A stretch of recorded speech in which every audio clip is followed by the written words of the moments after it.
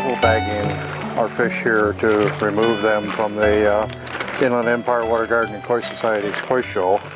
And the purpose behind double bagging, even though it's more awkward and cumbersome to try to handle, is to prevent a possible leakage on the inner bag by having the outer bag, if that does happen, protects the koi because it won't lose all the water when we're transporting it. I roll back the edge of the bag, making it easier so that when I go into the bowl to get the fish, I don't have a sharp edge for the fish to catch on the fin or the scale.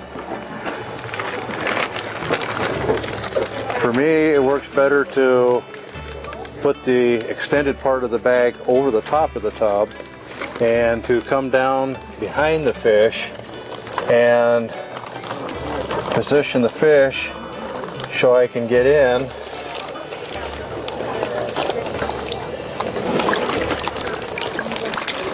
position like that to pull her into the bag, and then by moving the pan out of the way as shown here, that keeps the fish, in case it wants to start jumping around and moving, being damaged by the hard surface of the pan.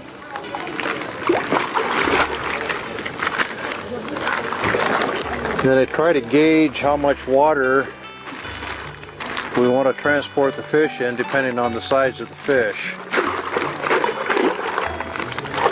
and also as to what I can lift.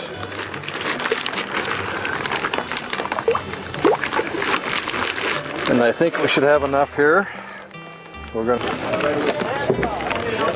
And actually, because even though I'm right-handed, I'm going to move this around to my left-handed side so I can tie the bag, because I seem to have a preference to do it on the left-hand side.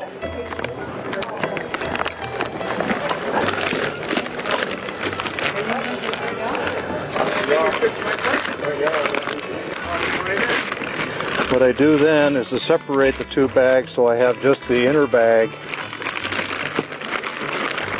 and I start to gather it together to create an airlock. Then I insert the air into the bag and I will put it into the water to oxygenate the water.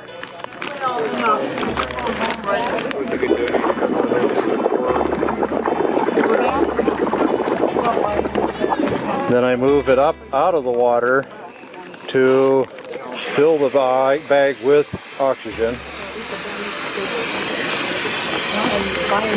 I'm going to remove the air and check to see the positioning of the inner bag with the outer bag and the actual water coverage on the fish that's in the bag.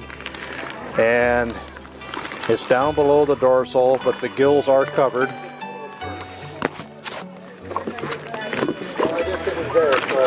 And we have enough air in the bag, so I'm going to tie off the inner bag by twisting it.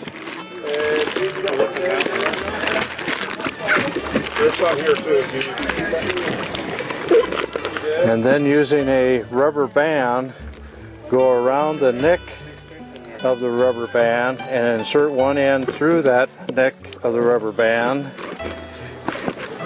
and tighten it, and then fold this twisted part of the bag over, back down towards the bag,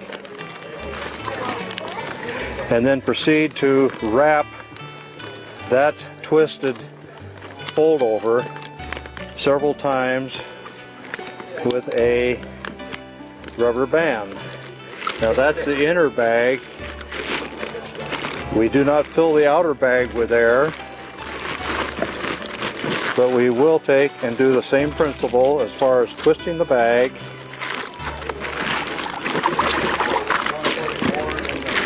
so that if, as I said earlier, the inner bag was to leak for some reason, then the outer bag will hold both the air and the water. Thank you. Again, the same process with the rubber band. Fold over the excess bag that you've twisted and proceed to wrap the rubber band around several times to tighten it up, and the fish is bagged, ready to be boxed and shipped. And it's worked for us. We typically use a portable travel tank. It's about 150 gallons. But for a short distance like this, we just put them in a box, and in 40 minutes they can be home and in their quarantine pond. So that's what I have on bagging a fish. I am Gene Anderson, koi hobbyist. Been in the hobby for about 12 years. Presently the president of the North Idaho Koi Keepers, and we've just gone through a process here of how we bag our fish for transport from a koi show to take them back home.